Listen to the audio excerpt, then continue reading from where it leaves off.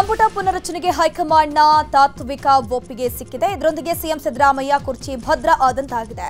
ಮತ್ತೊಮ್ಮೆ ದೆಹಲಿಗೆ ಬಂದು ಎಐಸಿಸಿ ಅಧ್ಯಕ್ಷರ ಜೊತೆ ಚರ್ಚಿಸಿ ಪುನರಚನೆ ಮಾಡಿ ಅಂತ ರಾಹುಲ್ ಗಾಂಧಿ ಹೇಳಿದ್ದಾರೆ. ಅರ್ಧ ಡಜನ್ಗೂ ಹೆಚ್ಚು ಸಚಿವರನ್ನ ಕೈಬಿಡೋ ಬಗ್ಗೆ ಸಿಎಂ ಪ್ರಸ್ತಾಪ ಮಾಡಿದ್ದಾರೆ. ಇನ್ನು ಸಿಎಂ ಬೆನ್ನಲ್ಲೇ ಡಿಸಿಎಂ ಕೂಡ ದೆಹಲಿಗೆ ಹೋಗಿದ್ದು ಸಂಪುಟ ಪುನರಚನೆ ಮಾಡುವುದಾದರೆ ತಮ್ಮ ಬೆಂಬಲಿಗ ಶಾಸಕರಿಗೆ ಆದ್ಯತೆ ನೀಡಬೇಕು ಅಂತ ಹೈಕಮಾಂಡ್ ಬಳಿ ಪಟ್ಟು ಹಿಡಿದಿದ್ದಾರೆ ಎನ್ನಲಾಗಿದೆ. ಡಿಸೆಂಬರ್ 8ರಿಂದ ಬೆಳಗಾವಿಯಲ್ಲಿ ಚಳಿಗಾಲದ ಅಧಿವೇಶನ ನಡೆಯಲಿದೆ.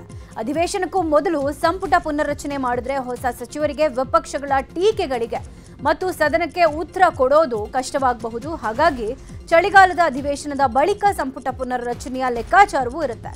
ಆದರೆ ಸಂಪುಟ ಪುನರ್ರಚನೆಯ ದಿನಾಂಕ ನಿಗದಿ, ಯಾರನ್ನ ಸೇರಿಸಿಕೊಳ್ಬೇಕು, ಯಾರನ್ನ ತೆಗಿಬೇಕು ಅನ್ನೋದು ಸಿಎಂ ನಿರ್ಧಾರದ ಮೇಲೆ ನಿಂತಿದೆ. ಸಂಪುಟ ಪುನರಚನೆಗೆ ಹೈಕಮಾಂಡ್ ಅನುಮತಿ ಕೊಟ್ಟಿದ್ದಾರೆ ಅಂತ ಕೇಳ್ಪಟ್ಟೆ. ಸಂಪುಟ ಪುನರಚನೆ ಆದ್ರೆ ಒಳ್ಳೆಯದೇ ಅಲ್ವಾ ಅಂತ ಸಚಿವ ಪರಮೇಶ್ವರ್ ಹೇಳಿದ್ದಾರೆ. ಬೆಂಗಳೂರಿನಲ್ಲಿ ಮಾತನಾಡಿರುವಂತಹ ಗೃಹ ಸಚಿವರು, ಶಾಸಕರು ಬಹಳ ದಿನಗಳಿಂದ ಬೇಡಿಕೆ ಇಟ್ಟಿದ್ದಾರೆ, ಸಂಪುಟ ಪುನರಚನೆ ಮಾಡಬೇಕು ಅಂತ ಶಾಸಕರು ಹೇಳ್ತಿದ್ದಾರೆ. ಇದೀಗ ರೀಶಫಲ್ ಮಾಡೋಕೆ ಹೈಕಮಾಂಡ್ ಹೇಳಿದ್ದಾರಂತೆ. ರೀಶಫಲ್ಗೆ ಒಪ್ಪಿಗೆ ಸಿಕ್ಕಿದ್ರೆ ನಾಯಕತ್ವ ಬದಲಾವಣೆ ಇಲ್ಲ ಅಂತ ಅರ್ಥ ಅಲ್ವಾ ಅಂತ ಪರಮೇಶ್ವರ್ ಪ್ರಶ್ನೆಯನ್ನ ಮಾಡಿದ್ರು. ಕೆಪಿಸಿಸಿ ಅಧ್ಯಕ್ಷರಾಗೋದಕ್ಕೆ ಸಚಿವರ ಮಧ್ಯೆ ಫೈಟ್ ಶುರುವಾಗಿದೆ. ಸತೀಶ್ ಜಾರಕಿಹೊಳಿ, ಈಶ್ವರ್ ಖಂಡ್ರೆಯಿಂದ ಅಧ್ಯಕ್ಷ ಸ್ಥಾನಕ್ಕೆ ಲಾಬಿ ನಡೀತಾ ಇದೆ. ಈಗಾಗಲೇ ಕೆಪಿಸಿಸಿ ಅಧ್ಯಕ್ಷ ಸ್ಥಾನದ ಮೇಲೆ ಸಚಿವ ಈಶ್ವರ್ ಖಂಡ್ರೆ ಮತ್ತು ಸತೀಶ್ ಜಾರಕಿಹೊಳಿ ಕಣ್ಣಿಟ್ಟಿದ್ದಾರೆ. ಕೆಪಿಸಿಸಿ ಅಧ್ಯಕ್ಷರಾದ್ರೆ ಮುಂದೆ ಸಿಎಂ ಆಗಬಹುದು ಅನ್ನೋದು ಲೆಕ್ಕಾಚಾರ. ಈಗ ರಾಜ್ಯದ ಪ್ರಮುಖ ಸುದ್ದಿಗಳನ್ನು ನೋಡ್ತಾ ಹೋಗೋಣ. ಚಿತ್ತಾಪುರದಲ್ಲಿ ಪಥಸಂಚಲನ ಹಿನ್ನೆಲೆ ಬಿಗಿ ಭದ್ರತೆ ಒದಗಿಸಲಾಗಿದೆ. ಇಂದು ಆರ್ಎಸ್ಎಸ್ ಪಥಸಂಚಲನಕ್ಕೆ ಅಡ್ಡಿ ಮಾಡ್ತೀವಿ ಅಂದಿದ್ದ ಸಂಘಟನೆಗಳು ಸೈಲೆಂಟ್ ಆಗಿ ಹೋಗಿದೆ. ಇಂದು ಪಥಸಂಚಲನಕ್ಕೆ ಅನುಮತಿ ಕೋರಿದ ಇತರೆ ಸಂಘಟನೆಗಳು ನವೆಂಬರ್ 26ರಂದು ಸಂವಿಧಾನ ಸಮರ್ಪಣಾ ದಿನ ಆಚರಣೆ ಮಾಡೋಕೆ ನಿರ್ಧರಿಸಿದೆ. ಇನ್ನು ಪಥಸಂಚಲನ ಶಾಂತಿಯುತವಾಗಿ ನಡೆಯೋಕೆ ಪೊಲೀಸರು ಎಲ್ಲಾ ರೀತಿಯ ಸಿದ್ಧತೆಯನ್ನ ಮಾಡಿಕೊಂಡಿದ್ದಾರೆ. ಕೆಲ ತಿಂಗಳಿಂದ ಆತಂಕ ಸೃಷ್ಟಿಸಿದ್ದ ಚಿರತೆ ಕೊನೆಗೂ ಬೋನಿಗೆ ಬಿದ್ದಿದೆ. ಚಿಕ್ಕಮಗಳೂರು ಜಿಲ್ಲೆಯ ಕಡೂರು ತಾಲೂಕಿನ ಎಮ್ಮೆದೊಡ್ಡಿ ಭಾಗದಲ್ಲಿ ಕಾಣಿಸಿಕೊಳ್ತಾ ಇದ್ದ ಚಿರತೆ ಸೆರೆಯಾಗಿದೆ. ರಂಗೇನಹಳ್ಳಿ ಬಳಿ ಅರಣ್ಯ ಇಲಾಖೆ ಬೋನ್ ಇರಿಸಿತ್ತು. ಬೋನ್ಗೆ 8 ವರ್ಷದ ಗಂಡು ಚಿರತೆ ಬಿದ್ದಿದೆ. ಸದ್ಯ ಚಿರತೆ ಸೆರೆ ಬಳಿಕ ಸ್ಥಳೀಯರು ನಿಟ್ಟುಸಿರು ಬಿಟ್ಟಿದ್ದಾರೆ.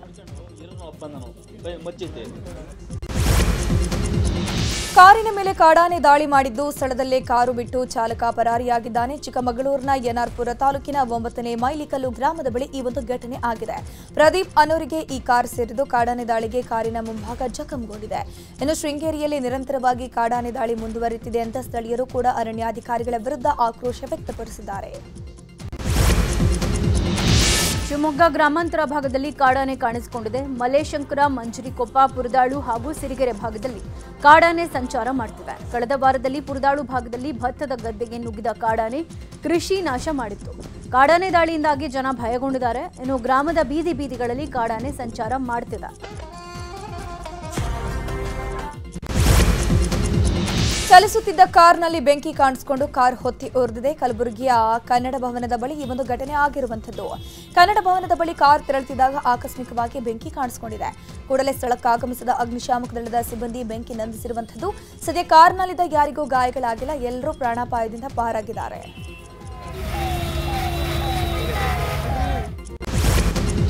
ವಿದ್ಯುತ್ ಶಾರ್ಟ್ ಸರ್ಕ್ಯೂಟ್ನಿಂದ ಕಬ್ಬಿನ ಗದ್ದೆ ಬೆಂಕಿಗೆ ಆಹುತಿಯಾಗಿದೆ. ಹಾವೇರಿ ಜಿಲ್ಲೆಯ ಸವಣೂರು ತಾಲೂಕಿನ ಅತ್ತಿಗೇರಿ ಗ್ರಾಮದಲ್ಲಿ ಈ ಘಟನೆ ನಡೆದಿದೆ. ರೈತ ಪ್ರಶಾಂತ್ಗೆ ಸೇರಿದ 4 ಎಕರೆ ಕಬ್ಬಿನ ಗದ್ದೆ ಸಂಪೂರ್ಣವಾಗಿ ಭಸ್ಮವಾಗಿ ಹೋಗಿದೆ. ಕಬ್ಬಿನ ಗದ್ದೆಯಲ್ಲಿ ಕೆಇಬಿ ಲೈನ್ ಹಾದು ಹೋಗಿದ್ದು ಶಾರ್ಟ್ ಸರ್ಕ್ಯೂಟ್ನಿಂದ ಕಿಡಿ ಉಂಟಾಗಿದ್ದು ಆ ಬಳಿಕ ಬೆಂಕಿ ಇಡೀ ಜಮೀನಿಗೆ ವ್ಯಾಪಿಸಿದೆ. ಸುಮಾರು 150 ಟನ್ ಕಬ್ಬು ಸುಟ್ಟು ಕರಕಲಾಗಿದ್ದು ಅಂದಾಜು 48 ಲಕ್ಷ ರೂಪಾಯಿ ಬೆಳೆ ಹಾನಿಯಾಗಿದೆ ಅಂತ ಅಂದಾಜಿಸಲಾಗಿದೆ.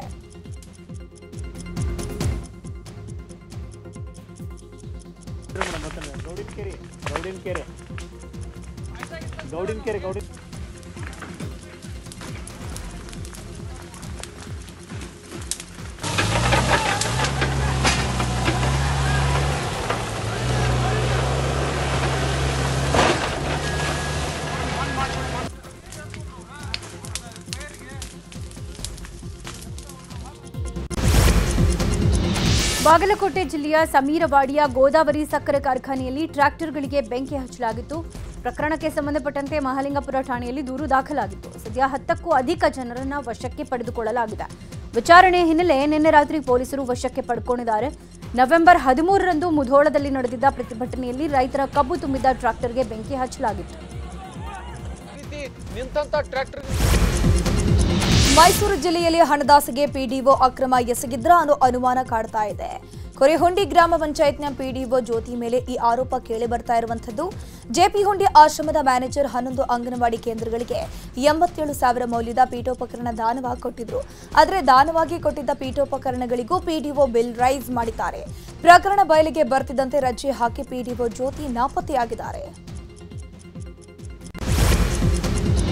ಕರ್ನೂಲ್ ಬಸ್ ದುರಂತ ಪ್ರಕರಣ ಇನ್ನೂ ಜನರ ಮನಸ್ಸಿಂದ ಮಾಸೆ ಇಲ್ಲ. ಇದೀಗ ಆರ್ಟಿಒ ನಿಯಮ ಪಾಲಿಸದ ಖಾಸಗಿ ಬಸ್ಗಳಿಗೆ ಚಿಕ್ಕಬಳ್ಳಾಪುರ ಆರ್ಟಿಒ ಬೆಸೆ ಮುಟ್ಟಿಸಿದ್ದಾರೆ. ಚೊದಲಪುರ ಬಳಿ ಕಾರ್ಯಾಚರಣೆ ನಡೆಸಿದ ಅಧಿಕಾರಿಗಳು ಸೂಕ್ತ ಪರವಾನಗಿ ಇಲ್ಲದ 10ಕ್ಕೂ ಹೆಚ್ಚು ಬಸ್ಗಳನ್ನು ಜಪ್ತಿ ಮಾಡಿದ್ದಾರೆ. ಇನ್ನು ಬಸ್ನಲ್ಲಿ ಪ್ರಯಾಣಿಸುತ್ತಿದ್ದ ಪ್ರಯಾಣಿಕರಿಗೆ ಸರ್ಕಾರಿ ಬಸ್ನಲ್ಲಿ ಬದಲಿ ವ್ಯವಸ್ಥೆ ಮಾಡಲಾಗಿದೆ.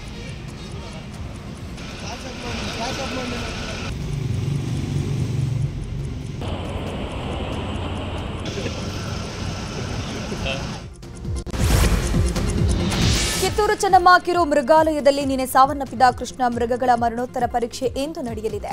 ಬನ್ನೇರುಘಟ್ಟ ಮೃಗಾಲಯದಿಂದ ಈಗಾಗಲೇ ವೈದ್ಯರ ತಂಡ ಬೆಳಗಾವಿಗೆ ಆಗಮಿಸಿದೆ. ಯಾವ ಕಾರಣಕ್ಕೆ ಕೃಷ್ಣ ಮೃಗ ಸಾವನ್ನಪ್ಪಿದೆ ಅಂತ ಇಂದು ಪೋಸ್ಟ್ ಮಾರ್ಟಂ ಮಾಡಲಾಗುತ್ತೆ. ಇನ್ನು 1 ವಾರದಿಂದ ನೀಡಿರೋ ಆಹಾರದ ಸ್ಯಾಂಪಲ್ಗಳನ್ನು ಪಡೆದ ವೈದ್ಯರು ತಪಾಸಣೆ ಮಾಡ್ತಾ ಇದ್ದಾರೆ.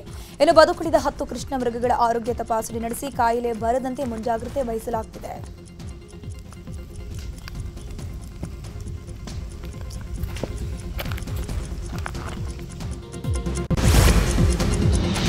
ರಾಜ್ಯದ ಬಹುತೇಕ ಜಿಲ್ಲೆಗಳಲ್ಲಿ ಚಳಿ ಹೆಚ್ಚಾಗಿದೆ. ಇನ್ನು ರಾಜ್ಯ ಹವಾಮಾನ ಇಲಾಖೆ ರಾಜ್ಯದಲ್ಲಿ ಶೀತ ಅಲೆ ಅಲರ್ಟ್ ನೀಡಿದೆ. ಮುಂದಿನ 2 ದಿನಗಳ ಕಾಲ ಶೀತಗಾಳಿ ಅಲರ್ಟ್ ನೀಡಲಾಗಿದೆ. ಬೆಂಗಳೂರಿಗೆ ಮುಂದಿನ 2 ದಿನಗಳ ಕಾಲ ಶೀತಗಾಳಿ ಇರುತ್ತೆ. ಇನ್ನು ನಗರದಲ್ಲಿ ಮುಂಜಾನೆ ಮೋಡ ಕವಿದ ವಾತಾವರಣ ಇರುತ್ತೆ ಅಂತ ಹವಾಮಾನ ಇಲಾಖೆ ಮಾಹಿತಿ ನೀಡಿದೆ. ಬಸವನಗುಡಿಯ ಕಡಲೆಕಾಯಿ ಪರಿಷೆಗೆ ಕೌಂಟ್ ಡೌನ್ ಶುರುವಾಗಿದೆ. 400 ವರ್ಷಕ್ಕೂ ಹೆಚ್ಚು ಇತಿಹಾಸವಿರುವ ಬಸವನಗುಡಿ ಕಡಲೆಕಾಯಿ ಪರಿಷೆ ನಾಳೆಯಿಂದ ಆರಂಭವಾಗಲಿದೆ. ನಾಳೆ ಬೆಳಗ್ಗೆ 10 ಗಂಟೆಗೆ ಪರಿಷೆ ಅಧಿಕೃತ ಚಾಲನೆ ಸಿಗಲಿದೆ. 116 ವರ್ಷದಿಂದ ನಡೆಯುತ್ತಿರುವಂತಹ ಈ ಪರಿಷೆಗೆ ಕಳೆದ ವರ್ಷ 5 ಲಕ್ಷ ಜನ ಸೇರಿದ್ರು. ಈ ಬಾರಿ ಇನ್ನೂ ಜಾಸ್ತಿ ಜನ ಸೇರುವ ನಿರೀಕ್ಷೆ ಇದೆ. ಈ ಬಾರಿಯೂ ಸುಂಕರಹಿತ ಮಳಿಗೆಗಳಿಗೆ ಅವಕಾಶ ನೀಡಲಾಗಿದೆ.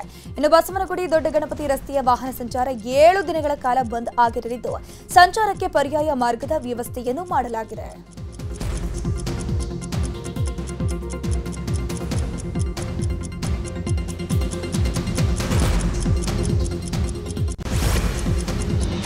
ರಾಜಕೀಯಕ್ಕೆ ಸಂಬಂಧಪಟ್ಟ ಸುದ್ದಿಗಳನ್ನು ನೋಡೋಣ. ದೆಹಲಿಗೆ ತೆರಳಿದ್ದ ಸಿಎಂ ಸಿದ್ದರಾಮಯ್ಯ ಇವತ್ತು ವಾಪಸ್ ಆಗ್ತಾರೆ. ದೆಹಲಿಯಲ್ಲಿ ಸಿಎಂ ವರಿಷ್ಠರ ಜೊತೆ ಅನೇಕ ವಿಚಾರಗಳ ಬಗ್ಗೆ ಚರ್ಚೆ ನಡೆಸಿದ್ದಾರೆ ಅಂತ ಹೇಳಲಾಗಿದೆ. ಇನ್ನು ನಾಳೆ ಸಿಎಂ ಮತ್ತೆ ದೆಹಲಿಗೆ ಪ್ರಯಾಣ ಬೆಳೆಸಲಿದ್ದಾರೆ ಅಂತ ಹೇಳಲಾಗ್ತಾ ಇದೆ. ಇನ್ನು ದೆಹಲಿಯಲ್ಲೇ ಬೀಡು ಬಿಟ್ಟಿರುವ ಡಿಸಿಎಂ ಡಿಕೆಶಿ ಇವತ್ತು ರಾಹುಲ್ ಗಾಂಧಿ ಭೇಟಿಗೆ ಪ್ರಯತ್ನಿಸುತ್ತಿದ್ದಾರೆ. ದೆಹಲಿಗೆ ತೆರಳಿರುವ ಸಿಎಂ ಸಿದ್ದರಾಮಯ್ಯ ನಿನ್ನೆ ಪಕ್ಷದ ಹೈಕಮಾಂಡ್ ನಾಯಕರನ್ನ ಭೇಟಿಯಾಗಿದ್ರು. ನಾಳೆ ಮತ್ತೆ ದೆಹಲಿಗೆ ತೆರಳಲಿರುವಂತಹ ಸಿಎಂ ಪ್ರಧಾನಿ ನರೇಂದ್ರ ಮೋದಿ ಅವರನ್ನ ಭೇಟಿಯಾಗಲಿದ್ದಾರೆ. ನಾಳೆ ಸಂಜೆ 5 ಗಂಟೆಗೆ ಪ್ರಧಾನಿ ಭೇಟಿಗೆ ಸಮಯ ನಿಗದಿಯಾಗಿದೆ. ಕಬ್ಬಿಗೆ ಬೆಂಬಲ ಬೆಲೆ, ಸಕ್ಕರೆ ದರ ಏರಿಕೆ, ನೆರೆ ನಿರ್ವಹಣೆ ಪರಿಹಾರ ಸಂಬಂಧ ಪ್ರಧಾನಿ ಜೊತೆ ಸಿಎಂ ಮಹತ್ವದ ಚರ್ಚೆ ನಡೆಸಲಿದ್ದಾರೆ.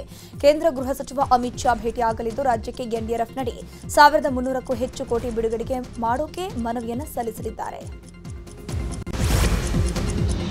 ಕಬ್ಬಿಗೆ ದರ ನಿಗದಿ ಮಾಡುವುದು ಕೇಂದ್ರ ಸರ್ಕಾರ. ನಮ್ಮ ರೈತರು ಹೆಚ್ಚಿನ ದರ ಕೊಡಿ ಅಂತ ಕೇಳ್ತಿದ್ದಾರೆ. ಆದರೆ ನಾವು ಹಣ ಕೊಡೋಕ್ಕಾಗಲ್ಲ ಅಂತ ಗೃಹ ಸಚಿವ ಪರಮೇಶ್ವರ್ ಹೇಳಿದ್ದಾರೆ. ಬೆಂಗಳೂರಿನಲ್ಲಿ ಮಾತನಾಡಿದ ಅವರು, ಕಬ್ಬು ರಿಕವರಿ ಮೇಲೆ ದರ ಕೊಡಲಾಗುತ್ತೆ. ಇದನ್ನ ಬೆಂಬಲ ಬೆಲೆ ಹೆಚ್ಚಳದ ಬಗ್ಗೆ ಪ್ರಧಾನಿಯವರ ಜೊತೆ ಮಾತನಾಡಬೇಕು. ಅದಕ್ಕಾಗಿ ಸಿಎಂ ಪ್ರಧಾನಿ ಭೇಟಿಗೆ ಸಮಯ ಕೇಳಿರೋದು ಅಂತಂದ್ರು.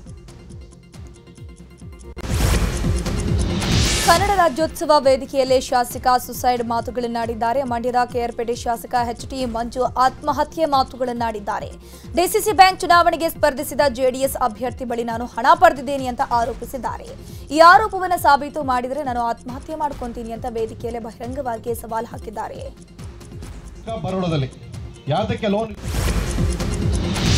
ಬಿಹಾರ ಸೋಲಿನ ಬಗ್ಗೆ ಕಾಂಗ್ರೆಸ್ಗೆ ಮೊದಲೇ ಗೊತ್ತಿತ್ತು. ಅದಕ್ಕೆ ವೋಟ್ ಚೋರಿ ನಾಟಕ ಶುರು ಮಾಡಿದ್ರು ಅಂತ ನಿವೃತ್ತ ನ್ಯಾಯಮೂರ್ತಿ ಸಂತೋಷ್ ಹೆಗ್ಡೆ ಆರೋಪ ಮಾಡಿದ್ದಾರೆ. ಮಂಡ್ಯದಲ್ಲಿ ಮಾತನಾಡಿದ ಅವರು, ವೋಟ್ ಚೋರಿ ಅಷ್ಟು ಸುಲಭ ಅಲ್ಲ, ವಿಚಾರಣೆ ಮಾಡೋಕೆ ಸಾಧ್ಯ ಇಲ್ಲ ಅಂತ ಕೋರ್ಟ್ ಹೇಳಿದೆ. ಸೋತಿದ್ದಕ್ಕೆ ಕಾರಣ ಕೊಡೋಕೆ ವೋಟ್ ಚೋರಿ ಅಂತ ಶುರು ಮಾಡ್ಕೊಂಡಿದ್ದಾರೆ. ಸೋಲ್ತೀವಿ ಅಂತ ಗೊತ್ತಾಗಿತ್ತು, ಅದಕ್ಕೆ ಕಾಂಗ್ರೆಸ್ ವೋಟ್ ಚೋರಿ ನಾಟಕ ಮಾಡಿತ್ತು ಅಂತ ಸಂತೋಷ್ ಹೆಗ್ಡೆ ಆರೋಪ ಮಾಡಿದ್ದಾರೆ.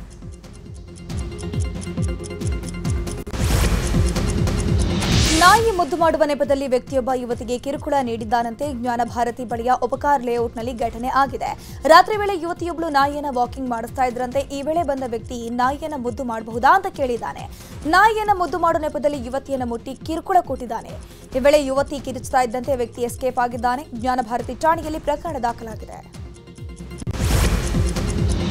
ಹೆಚ್ಚು ಮಾರ್ಕ್ಸ್ ಕೊಡ್ತೀನಿ ಬಾ ಅಂತ ಕರೆದು ಲೆಕ್ಚರರ್ ಕಿರುಕುಳ ನೀಡಿದ್ದಾರೆ ಅಂತ ವಿದ್ಯಾರ್ಥಿನಿಯೊಬ್ಬರು ಆರೋಪ ಮಾಡಿದ್ದಾರೆ. ಮೈಸೂರಿನ ಪ್ರತಿಷ್ಠಿತ ಕಾಲೇಜಿನ ವಿದ್ಯಾರ್ಥಿನಿ ಜಯಲಕ್ಷ್ಮೀಪುರಂ ಠಾಣೆಯಲ್ಲಿ ದೂರನ್ನ ದಾಖಲಿಸಿದ್ದಾಳೆ. ಉಪನ್ಯಾಸಕ ಭರತ್ ಭಾರ್ಗವ್ ಅನ್ನುವವ ಪ್ರತಿನಿತ್ಯ ಕಿರುಕುಳ ಕೊಡ್ತಿದ್ದಾನಂತೆ. ಮಾರ್ಕ್ಸ್ ಜಾಸ್ತಿ ಕೊಡ್ತೀನಿ ಬಾ, ಹೊರಗಡೆ ಪಬ್ಬಿಗೆ ಹೋಗಿ ಮಜಾ ಮಾಡೋಣ ಅಂತೆಲ್ಲ ಯುವತಿಯನ್ನ ಪೀಡಿಸ್ತಿದ್ದಂತೆ. ಘಟನೆ ಸಂಬಂಧ ಜಯಲಕ್ಷ್ಮೀಪುರಂ ಠಾಣೆಯಲ್ಲಿ ಕೇಸ್ ದಾಖಲಾಗಿದೆ. ಮನೆ ಮಾಲೀಕನೇ ಅಪ್ರಾಪ್ತೆ ಮೇಲೆ ದಾಳಿ ಮಾಡಿರೋ ಘಟನೆ ನಡೆದಿದೆ. ಪಕ್ಕದ ಮನೆಯಲ್ಲಿ ಪೋಷಕರು ಮಗುವನ್ನ ಬಿಟ್ಟು ಹೋಗಿದ್ದಾಗ ಈ ಘಟನೆ ನಡೆದಿದೆ ಎನ್ನಲಾಗ್ತಾ ಇದೆ. ಅತ್ಯಾಚಾರಕ್ಕೆ ಮನೆ ಮಾಲೀಕನಿಗೆ ಸಾಥ್ ನೀಡಿದ್ದ ಮಹಿಳೆಯು ಈಗ ಪೊಲೀಸರ ಅತಿಥಿಯಾಗಿದ್ದಾಳೆ. ಬೆಂಗಳೂರು ಗ್ರಾಮಾಂತರ ಜಿಲ್ಲೆಯ ವಿಜಯಪುರ ಠಾಣಾ ವ್ಯಾಪ್ತಿಯಲ್ಲಿ ಈ ಒಂದು ಘಟನೆ ನಡೆದಿದೆ. ಅಪ್ರಾಪ್ತೆ ಹೊಟ್ಟೆ ನೋವು ಎಂದಾಗ ಪೋಷಕರು ಆಸ್ಪತ್ರೆಗೆ ಕರ್ಕೊಂಡು ಹೋಗಿದ್ದಾರೆ. ಈ ವೇಳೆ ಪ್ರಕರಣ ಬೆಳಕಿಗೆ ಬಂದಿದೆ. ಸದ್ಯ ಇಬ್ಬರನ್ನ ಬಂಧಿಸಿ ವಿಚಾರಣೆ ಮಾಡಲಾಗ್ತಿದೆ. ಇನ್ನು ಗಾಯಾಳು ಆರೋಪಿಯನ್ನ ಕಿಮ್ಸ್ ಆಸ್ಪತ್ರೆಗೆ ದಾಖಲು ಮಾಡಲಾಗಿದ್ದು ಚಿಕಿತ್ಸೆ ಕೊಡಿಸಲಾಗಿದೆ. ಕಿಮ್ಸ್ ಆಸ್ಪತ್ರೆಗೆ ಭೇಟಿ ನೀಡಿದ ಕಮಿಷನರ್ ಶಶಿಕುಮಾರ್ ಪರಿಶೀಲನೆ ಮಾಡಿದರು. ಇನ್ನು ಘಟನೆಯಲ್ಲಿ ಗಾಯಗೊಂಡ ಪೊಲೀಸರ ಆರೋಗ್ಯವನ್ನು ವಿಚಾರಿಸಿದ್ದಾರೆ.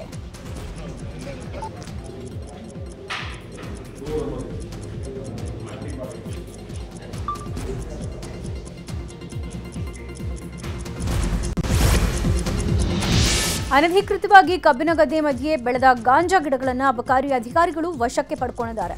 ವಿಜಯಪುರ ಜಿಲ್ಲೆಯ ತಿಕೋಟಾ ತಾಲೂಕಿನ ಕೋಟ್ಯಾಳ ಗ್ರಾಮದ ಹೊರಭಾಗದಲ್ಲಿ ಘಟನೆ ನಡೆದಿರುವುದು. ಚಂದ್ರಶೇಖರ್ ಅನ್ನೋರು ತಮ್ಮ ಜಮೀನಿನಲ್ಲಿ ಗಾಂಜಾ ಗಿಡ ಬೆಳೆದಿದ್ರು. ಅಂದಾಜು 6 ಲಕ್ಷ ಮೌಲ್ಯದ 15 ಕೆಜಿ ಗಾಂಜಾ ವಶಕ್ಕೆ ಪಡೆಯಲಾಗಿದೆ. ನಕಲಿ ನಂದಿನಿ ತುಪ್ಪ ಮಾರಾಟ ಪ್ರಕರಣಕ್ಕೆ ಸಂಬಂಧಪಟ್ಟಂತೆ ಮತ್ತೋರ್ವನನ್ನ ಪೊಲೀಸರು ಬಂಧಿಸಿದ್ದಾರೆ. ಸದ್ಯ ಕಿಂಗ್ ಪಿನ್ ಬೆನ್ನತ್ತಿದ ಪೊಲೀಸರಿಗೆ ಕರಾಳ ಮುಖಗಳು ಬೆಳಕಿಗೆ ಬಂದಿದೆ. 2021ರಲ್ಲೇ ಬಂಧಿತನಾಗಿದ್ದ ಶಿವಕುಮಾರ್ ಜೈಲಿಂದ ಬಿಡುಗಡೆಯಾಗಿ ಆ ಬಳಿಕ ನಕಲಿ ತುಪ್ಪದ ಜಾಲ ನಡೆಸುತ್ತಿದ್ದ ಎನ್ನಲಾಗಿದೆ. ಸದ್ಯ ಶಿವಕುಮಾರ್ಗಾಗಿ ಹುಡುಕಾಟ ಮುಂದುವರೆದಿದೆ.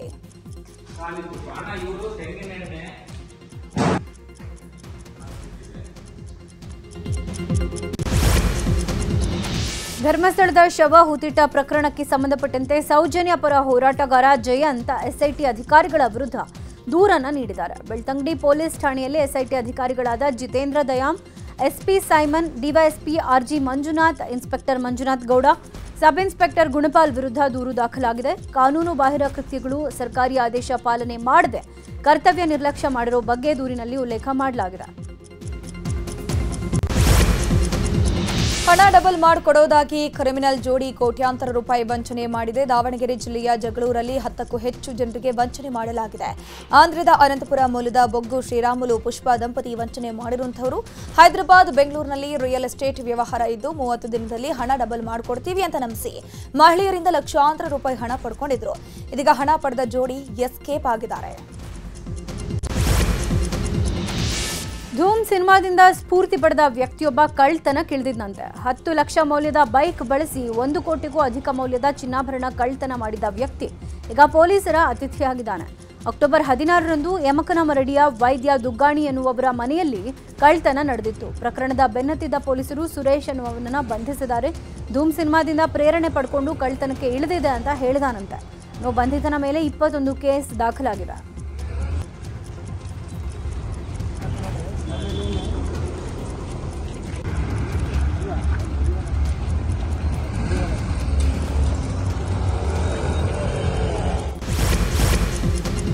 ಉತ್ತರ ಪ್ರದೇಶದ ಸೋನ್ಭದ್ರಾದಲ್ಲಿ ಕಲ್ಲಿನ ಗಣಿ ಕುಸಿದು ಬಿದ್ದಿದೆ. ಸುಮಾರು 15 ಜನರು ಸಿಕ್ಕಾಕೊಂಡಿದ್ದಾರೆ ಎನ್ನಲಾಗ್ತಾ ಇದೆ. ಸುದ್ದಿ ತಿಳಿದು ಘಟನಾ ಸ್ಥಳಕ್ಕೆ ದೌಡಾಯಿಸಿದ ಎನ್ಡಿಆರ್ಎಫ್, ಎಸ್ಡಿಆರ್ಎಫ್ ತಂಡ ಕಾರ್ಯಾಚರಣೆ ಮಾಡ್ತಾ ಇರುವಂತದ್ದು.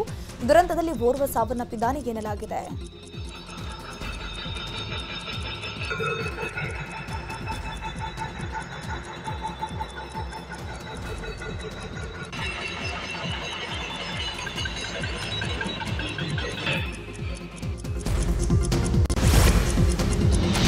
ಬಿಹಾರದಲ್ಲಿ ಗೆಲುವಿನ ಬೆನ್ನಲ್ಲೇ ಎಲ್ಜೆಪಿ ಮುಖ್ಯಸ್ಥ ಚಿರಾಗ್ ಪಾಸ್ವಾನ್ ಟೆಂಪಲ್ ರನ್ ಮಾಡಿದ್ದಾರೆ. ಬಾಬಾ ಯೋಗೇಶ್ವರನಾಥ ದೇಗುಲಕ್ಕೆ ಭೇಟಿ ನೀಡಿದ ಅವರು ವಿಶೇಷ ಪೂಜೆ ಸಲ್ಲಿಸಿದ್ದಾರೆ. 29 ಕ್ಷೇತ್ರದಲ್ಲಿ ಸ್ಪರ್ಧಿಸಿದ್ದ ಎಲ್ಜೆಪಿ 19 ಸ್ಥಾನದಲ್ಲಿ ಗೆಲುವು ಸಾಧಿಸಿತ್ತು.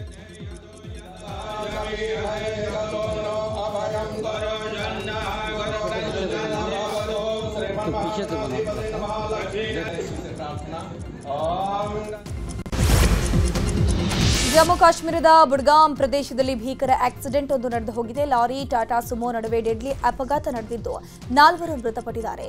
ಹಲವರು ಗಂಭೀರವಾಗಿ ಗಾಯಗೊಂಡಿದ್ದು ಗಾಯಾಳುಗಳನ್ನು ಆಸ್ಪತ್ರೆಗೆ ದಾಖಲಿಸಲಾಗಿದೆ. ಅಪಘಾತದ ಭೀಕರತೆ 2 ವಾಹನಗಳು ಸಂಪೂರ್ಣವಾಗಿ ಜಖಂಗೊಂಡಿದೆ.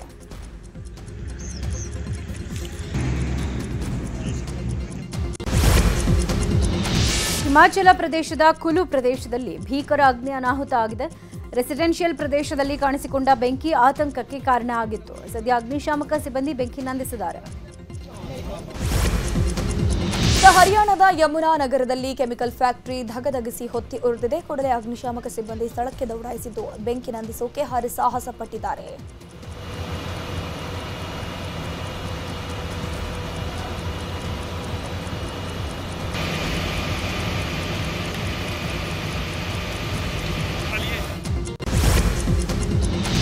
ಎಐಎಫ್ಎಫ್ ಅಧ್ಯಕ್ಷ ಕಲ್ಯಾಣ್ ಚೌಬೆ ಆಂಧ್ರ ಸಚಿವ ನಾರಾ ಲೋಕೇಶ್ರನ್ನ ಭೇಟಿಯಾಗಿದ್ದಾರೆ. ಆಂಧ್ರಪ್ರದೇಶದಲ್ಲಿ ಕ್ರೀಡಾ ಚಟುವಟಿಕೆಗೆ ಉತ್ತೇಜನ ನೀಡುವ ನಿಟ್ಟಿನಲ್ಲಿ ಈ ಭೇಟಿ ಕುತೂಹಲ ಕೆರಳಿಸಿದೆ. ನೇಪಾಳ ಗಡಿ ಮೂಲಕ ಭಾರತಕ್ಕೆ ಪ್ರವೇಶ ಮಾಡೋಕೆ ಯತ್ನಿಸುತ್ತಿದ್ದ 2 ಬ್ರಿಟಿಷ್ ಪ್ರಜೆಗಳನ್ನು ಉತ್ತರ ಪ್ರದೇಶ ಪೊಲೀಸರು ಬಂಧಿಸಿದ್ದಾರೆ. ಬರೈಚ್ ಮೂಲದ ಭಾರತದೊಳಗೆ ಆಗಮಿಸೋಕೆ 2 ಯತ್ನಿಸುತ್ತಿದ್ರು ಎನ್ನಲಾಗ್ತಾ ಇದೆ. ಸದ್ಯ 2 ವಿಚಾರಣೆ ಮುಂದುವರೆದಿದೆ. 95 ವಲಸಿಗರನ್ನ ಹೊತ್ತೊಯ್ತಾ ಇದ್ದ 2 ದೋಣಿಗಳು ಮಗುಚಿ ಬಿದ್ದ ಪರಿಣಾಮ 4 ಸಾವನ್ನಪ್ಪಿದ್ದಾರೆ. ಈ ಘಟನೆ ಪಶ್ಚಿಮ ಲಿಬಿಯಾದ ಅಲ್ಖುಮ್ಸ್ನ ಕರಾವಳಿಯಲ್ಲಿ ನಡೆದಿರೋದು. ಮೊದಲ ದೋಣಿಯಲ್ಲಿ 26 ಬಾಂಗ್ಲಾದೇಶಿ ವಲಸಿಗರಿದ್ರು, ಇನ್ನೊಂದು ದೋಣಿಯಲ್ಲಿ 69 ವಲಸಿಗರಿದ್ರು. ಹೀಗಂತ ವರದಿಯಲ್ಲಿ ತಿಳಿದು ಬಂದಿದೆ. ಇವರಲ್ಲಿ 4 ಸಾವನ್ನಪ್ಪಿದ್ರೆ 91 ವಲಸಿಗರನ್ನ ರೆಸ್ಕ್ಯೂ ಮಾಡಲಾಗಿದೆ. ಶಸ್ತ್ರಾಸ್ತ್ರಗಳ ಕಳ್ಳ ಸಾಗಾಣೆಯಲ್ಲಿ ತೊಡಗಿದ್ದ 2 ಪೊಲೀಸರು ಬಂಧಿಸಿದ್ದಾರೆ. ಒಡಿಶಾದ ಭುವನೇಶ್ವರ ಪೊಲೀಸರು ಖಚಿತ ಮಾಹಿತಿ ಮೇರೆಗೆ ದಾಳಿಯನ್ನು ಮಾಡಿದ್ದು ಅಪಾರ ಪ್ರಮಾಣದ ಶಸ್ತ್ರಾಸ್ತ್ರವನ್ನು ವಶಕ್ಕೆ ಪಡೆದುಕೊಂಡಿದ್ದಾರೆ. ಮಹಾರಾಷ್ಟ್ರದ ನಾಸಿಕ್ನಲ್ಲಿ ಬ್ಯಾಗ್ ಒಂದು ಆತಂಕವನ್ನೇ ಸೃಷ್ಟಿ ಮಾಡಿತ್ತು. ರಸ್ತೆ ಬದಿ ಬಿದ್ದಿದ್ದ ಬ್ಯಾಗ್ ಕಂಡು ಸ್ಥಳೀಯರು ಆತಂಕಗೊಂಡು ಪೊಲೀಸರಿಗೆ ಕರೆ ಮಾಡಿದ್ರು. ಕೂಡಲೇ ಸ್ಥಳಕ್ಕಾಗಮಿಸಿದ ಶ್ವಾನದಳ ಬಾಂಬ್ ನಿಷ್ಕ್ರಿಯ ದಳ ಪರಿಶೀಲನೆ ನಡೆಸಿದ್ದು ಯಾವುದೇ ಅನುಮಾನಾಸ್ಪದ ವಸ್ತುಗಳು ಬ್ಯಾಗ್ನಲ್ಲಿ ಕಂಡು ಬಂದಿಲ್ಲ. ಟಿವಿಕೆ ಪಕ್ಷದ ನಾಯಕ ವಿಜಯ್ ತಮಿಳುನಾಡಿನ ಕರೂರ್ನಲ್ಲಿ ರ್ಯಾಲಿ ಮಾಡುತ್ತಿದ್ದಾಗ ಕಾಲ್ತುಳಿತ ಸಂಭವಿಸಿತು. ಘಟನೆ ಸಂಬಂಧ ಸಿಬಿಐ ತನಿಖೆಯನ್ನು ಚುರುಕುಗೊಳಿಸಿದೆ. ನಿನ್ನೆ ಮೃತರ ನಿವಾಸಕ್ಕೆ ತೆರಳಿದ ಸಿಬಿಐ ಮೃತರ ಕುಟುಂಬಸ್ಥರನ್ನ ವಿಚಾರಣೆ ಮಾಡಿದೆ. ಐಪಿಎಲ್ ಸೀಸನ್ 19ರ ಮಿನಿ ಹರಾಜಿಗೂ ಮುನ್ನ 10 ಫ್ರಾಂಚೈಸಿಗಳು ರಿಟೈನ್ ಪಟ್ಟಿಯನ್ನು ಬಿಸಿಸಿಐಗೆ ಸಲ್ಲಿಸಿವೆ. ಕಳೆದ ಸೀಸನ್ನಲ್ಲಿ ಕಳಪೆ ಪ್ರದರ್ಶನ ತೋರಿದ ಆಟಗಾರರನ್ನ ಎಲ್ಲ ಫ್ರಾಂಚೈಸಿಗಳು ರಿಲೀಸ್ ಮಾಡಿವೆ. ಬಹುತೇಕ ಆಟಗಾರರನ್ನ ಉಳಿಸಿಕೊಂಡಿರುವಂತಹ ತಂಡಗಳು ಕೆಲವರನ್ನ ತಂಡದಿಂದ ಕೈಬಿಟ್ಟಿವೆ. ಇದರಲ್ಲಿ Andre Russell, Venkatesh Iyer, David Miller, Mayank Agarwal ಸೇರಿ ಹಲವರಿದ್ದಾರೆ. ಈ ಮಧ್ಯೆ ಜಡೇಜಾ ರಾಜಸ್ಥಾನಕ್ಕೆ, ಸಂಜು ಸ್ಯಾಮ್ಸನ್ ಚೆನ್ನೈ ಮಾರಾಟ ಆಗಿರುವಂತದ್ದು.